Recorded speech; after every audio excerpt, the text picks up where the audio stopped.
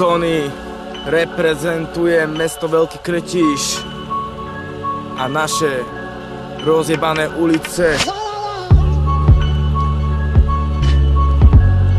bloky. This is a Cinema Beats production.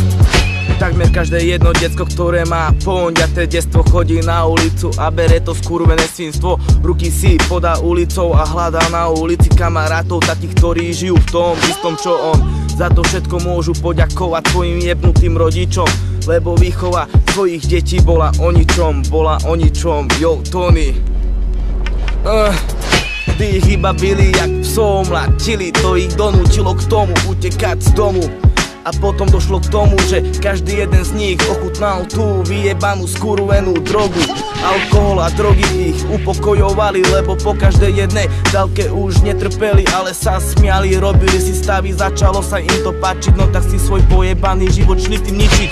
Čo ich nutí k tomu je veľa dôvodov, prečo deti drogujú, prečo kurvy stopujú, prečo si vlastný život berú, jebu. Tých dôvodov je veľa, buď to zapričinia rodičia alebo priatelia.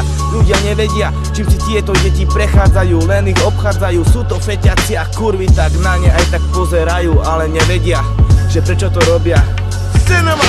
Drogy z nich spravili chodiace mŕtvoly, aj keď ešte žijú a srdce im bije. Ale droga ich raz zabije a rodičom jedno je, či im syn droguje, či im dcera stopuje. Ale raz im jedno nebude, keď im dieťa z tohto sveta odíde. Inhalanty ich raz pod zem dajú, sami sa o to postarajú, svoj život piči majú, keď lásku od nikoho nedostávajú. Čo nutí 16-ročnú kurvu ukazovať starému degešovi pičku? Pojebala si tým život, lebo už na prsteníku nikda v živote nebude mať obrúčku. Lebo jej zamestnanie je robiť v meste kurvičku, takto si na ulici zarába, že si svoje telo predáva a s vlastným životom zahráva. Ide si svojou pracou a robí si ju dobre, ale čo bude mať z toho, keď na pohlavnú chorobu zdochne? Takto si terejšia mládež ničí životy, že berú drogy a fajčia skazené kokoty. Ale čo ich tomu núti, nevie nikto, iba len oni.